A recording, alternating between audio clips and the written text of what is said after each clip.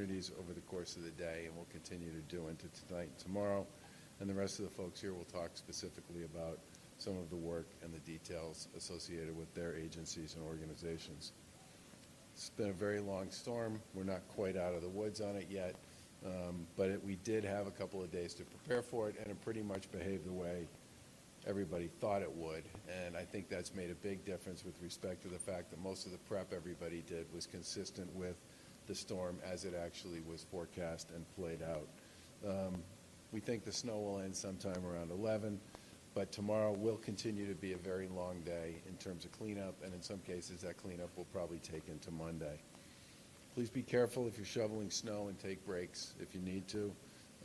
And if you can, check in with your neighbors, particularly those who might be in need. That would be terrific. And if you're able to help dig out those hydrants and sidewalks, that's very important for folks in your community, and especially for your public safety folks.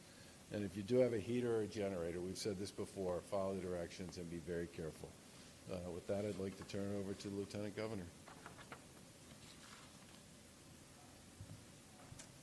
Thank you, Governor, and good evening, everyone. I've been, as the Governor said, talking with municipal leaders over the course of the last day on regional calls, statewide calls, and listening to where the gaps are in the response to keeping people safe.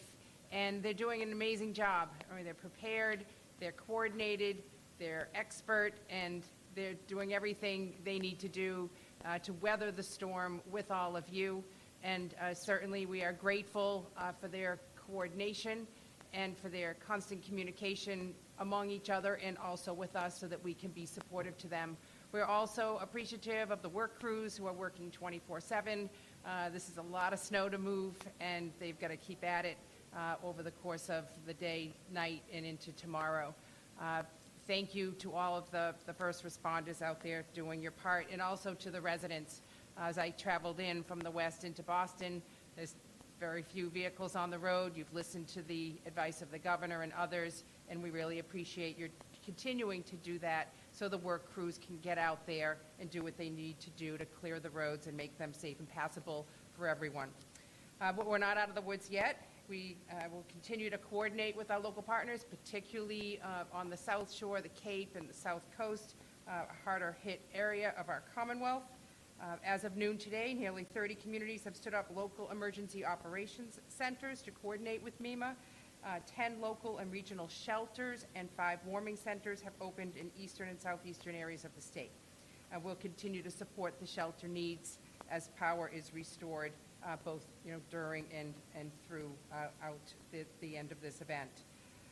Several coastal communities are experiencing minor and moderate flooding. We'll continue to monitor that through the evening with a high tide this evening.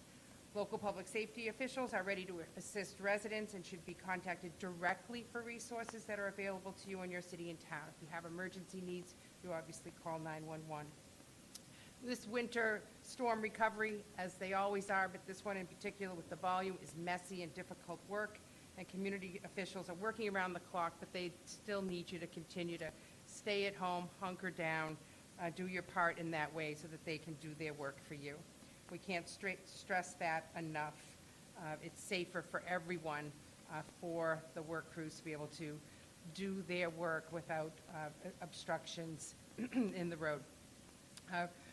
The road conditions, as the Governor outlined, continue to be hazardous for travel, and it's critical that everyone do their part so that the crews have the time and space to do their work.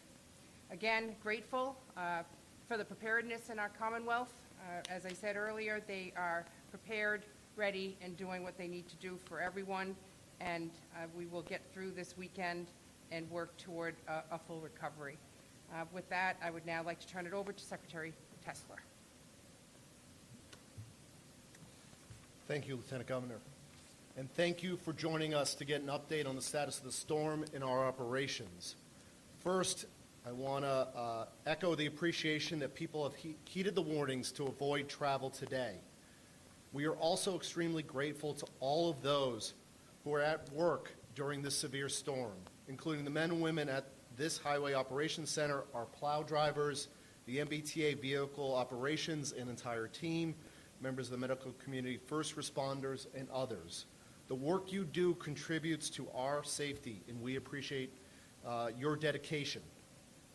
As forecasted, this has been a very challenging storm.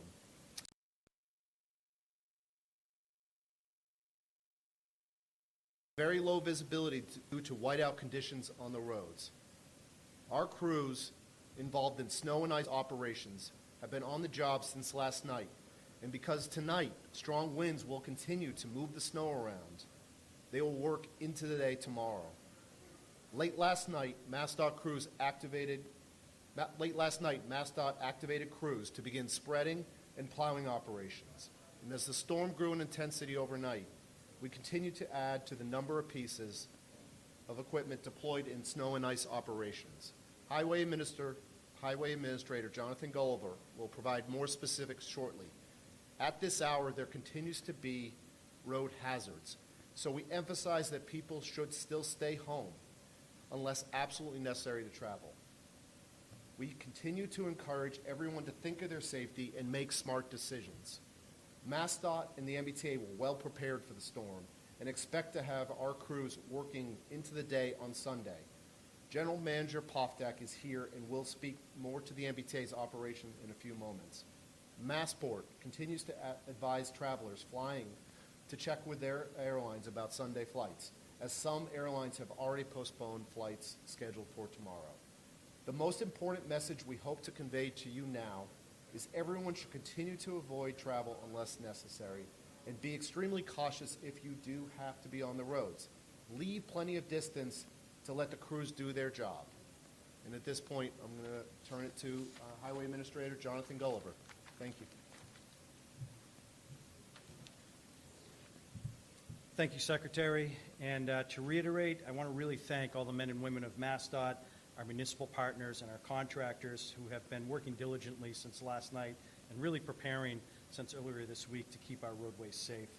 We have more than 3,000 pieces of snow and ice equipment deployed right now, and they've been treating our roadways again since last night, and we expect that we will be keeping them on for some time.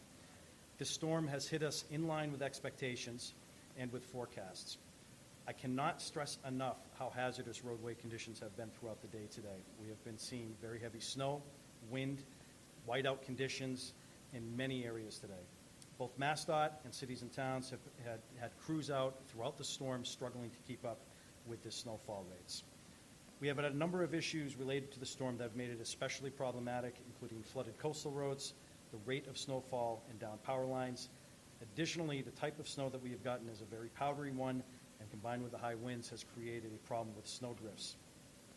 Our interstates are especially prone to developing snow drifts, as are any other roadways that are in open areas where winds can develop quickly. We expect that drifting will continue to be problematic throughout this evening and into tomorrow morning. And the storm is also, again, going to require a long cleanup, and we expect that we will have a number of crews out for the next few days, cleaning up roadways, pushing back snowbanks, and widening out highway ramps, and generally just keeping on top of slippery areas. We do ask the public to please make sure that they clean off their vehicles before they do go out and travel, but bottom line, the public should expect to encounter slippery conditions well after the snow stops falling. And again, we really do appreciate the public staying home today and staying off the roadways and giving our crews the rooms to operate. So next, I'd like to introduce General Manager Steve Poftak to talk about the MBTA. Thank you, Administrator. As I said yesterday, today was going to be one of the most challenging days for the MBTA, and the day has surely delivered. I think our primary, just to give an update on current conditions, our primary concern right now is buses, which are dependent on the roadways being reasonably clear of snow. And I think our municipal and our state partners have put forward a tremendous effort in the face of extraordinary snowfall totals. Nevertheless, we do have a number of buses that are stuck. We have crews that are working with them, working to free those buses. We have approximately 20 to 25 buses that are stuck. We have suspended 5 routes: the 211, the 215, the 220, the 712, and the 713. where conditions are unsafe for us to currently operate.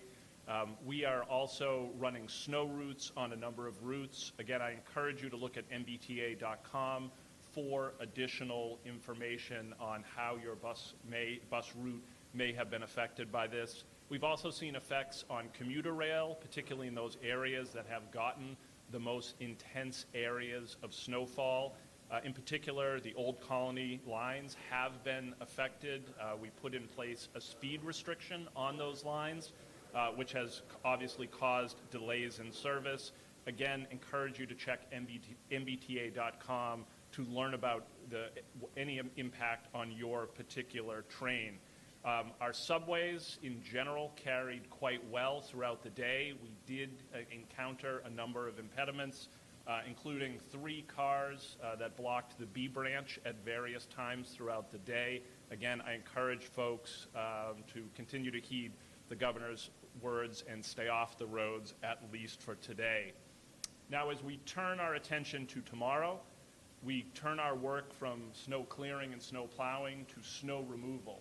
And I want to express my thanks to all of our customers for their patience. Tomorrow, I encourage you to continue to check mbta.com for any information about schedule changes. Leave extra time for your journey and use caution when you are outside, as we are still working both in our stations but also in the paths of travel to and from those stations to clear them of snow. We will continue to bus the Mattapan line tomorrow, and we will continue to bus the D branch of the Green Line tomorrow as we continue our efforts to remove snow. We expect that we will be resuming the Charlestown Ferry, but again, encourage you to check the website for the latest information on your particular journey. I want to close, as my colleagues have, thanking everyone who's worked so hard throughout this snowstorm. Really want to thank the folks at the MBTA who have worked tirelessly to not only serve our customers, but keep platforms clear, keep vehicles running, to keep the system safe for the people who absolutely need it. Your work is recognized and appreciated. Thank you. Now I'd like to ask Acting Director Brantley from MEMA to address us. Thank you.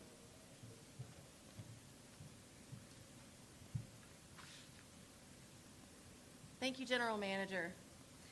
As you've heard, we're holding our own in this storm, but we still have a few more hours to get through the worst of this.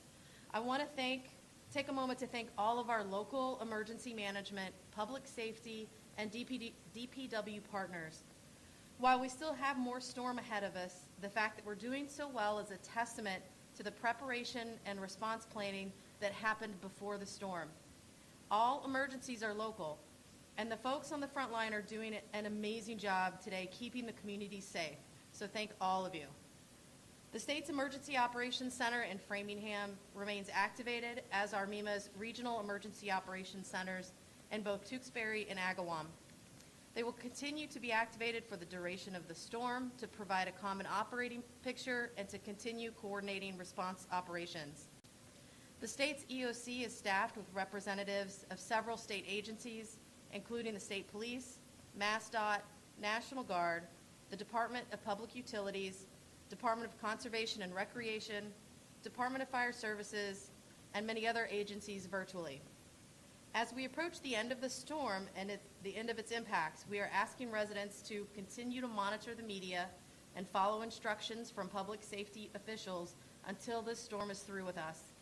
If the power is out, you may need to go to a warming center or an emergency shelter, so please call your local public safety officials or 211 to find a shelter or a warming center near you.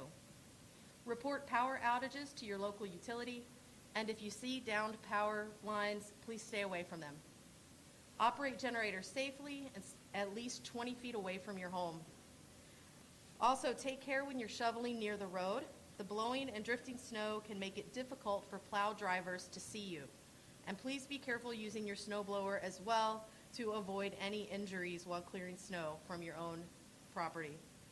Clear snow from heating system and exhaust vents, car tailpipes, to prevent carbon monoxide poisoning. And again, thank you all. Continue to stay safe. check in with family, friends, and neighbors who may need additional help as the storm winds down. I'd like to turn it over now to Secretary Theo Haridis. Thank you, Dawn. Good evening. I'd echo the thanks from my colleagues to the various crews who are out on the front lines of the snowstorm working overnight and into the evening on our end, to our Department of Conservation and Recreation, to our Department of Public Utilities, and to the utility crews who are out working under some very difficult conditions, and to all of our very competent municipal partners who have really stepped up in this storm. With snowfall and high winds expected to continue into the evening, additional power outages may occur throughout the night. As the governor said, at this time there are over 100,000 outages and customers statewide without power.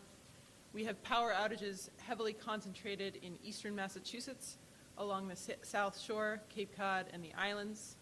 The high winds and snowfall across the Commonwealth have created challenging travel and working conditions for the utility companies' crews, but the companies have pre-staged and prepared for these conditions and are pre-staged now in the most impacted areas, particularly the Cape and Islands, and by securing additional crews to assist in repairing damage to the electric system and restoring customer outages. The good news is our neighboring states don't have the outages we have, and so the companies are able to bring full resources to bear to Massachusetts. When the winds begin to subside this evening, the utility companies will really push into assessment and restoration efforts and get a full sense of the damage, and this assessment phase will give a more accurate picture of the full extent and the timeline for restoration. The companies will also be able to assess whether to shift crew resources from less impacted areas of the state and nearby states, as I mentioned, to the most significantly impacted areas. That work is already going on, and you'll hear from Joe Nolan from Eversource on those efforts in a moment. In locations where it's not yet safe to work, crews are patrolling the area to conduct additional damage assessments while we wait for the winds to subside, and once those winds go down to 35 miles an hour, crews will be able to utilize their bucket trucks and focus on power restoration efforts and move quickly through the day tomorrow to get the power back on. We ask all those who are experiencing a power outage to remain safe and take proper precautions. Dawn mentioned some of these. Because of the risk of carbon monoxide poisoning, don't use generators, grills, camp stoves, or other gasoline or charcoal burning equipment inside your home, basement, garage, or near a window. Additionally, folks should make sure to take proper precautions with wood stoves, fireplaces, space heaters, and even candles in order to prevent a house fire. Please put anything out before you go to bed. If you come across a down power line, assume it's a live wire and don't go near it. And please report all down power lines to your local police and fire departments. On the DCR side, currently a parking ban remains in place throughout the state park system. The Department of Conservation and Recreation is continuing to follow our municipal partners' snow emergency declarations in terms of what's closed down, and the agency is planning for parking bans along parkways to remain in effect until shortly after the snow and ice operations have been completed. Some of our coastal parkways have experienced roadway flooding during the storm, particularly during the high tide cycles, and while our parkways do remain largely open and passable for vehicle traffic, we do encourage motorists to stay off the road unless you absolutely must travel. Additionally, DCR has closed all coastal parking lots to enable snow and ice removal at other priority locations. We do expect that cleanup efforts will take some time, and we thank you for your patience. And again, thank you to all the crews across the state who are working on this storm. Now I'll turn it over to Joe Nolan from Eversource. Thank you, Madam Secretary, Governor Baker, Lieutenant Governor Polito. On behalf of Eversource, we have on our 9,300 employees, we have roughly 100,000 customers without power at this time. We have mobilized one of the largest forces down in Cape Cod. We have Joint Base Cape Cod is being utilized, as well as 3 or 4 other staging areas. Tonight we'll house roughly 3,000 folks on Cape Cod, 16,000 meals. Right now conditions are very difficult to get the buckets up in the air. We do have eyes on all of these outages, and I will tell you that as soon as it is safe, the men and women of Eversource and our partners that were brought in, I will tell you they've come as far as from Southern California, from Canada, Michigan, Florida, have come up here to aid Eversource and its customers. We have just actually released crews out of Connecticut and New Hampshire that have come as well. They're on their way to southeastern Massachusetts. And I want to let all our customers know that that help is on the ground already and that we will get power back just as quickly and safely as possible. And I'm very, very grateful for their patience. So thank you.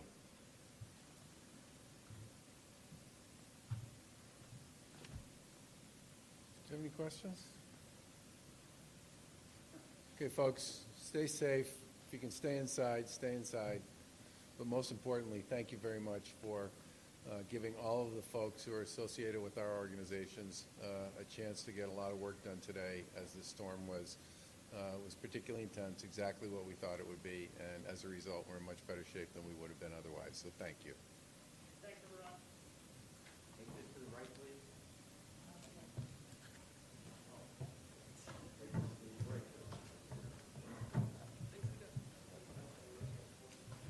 Thank you.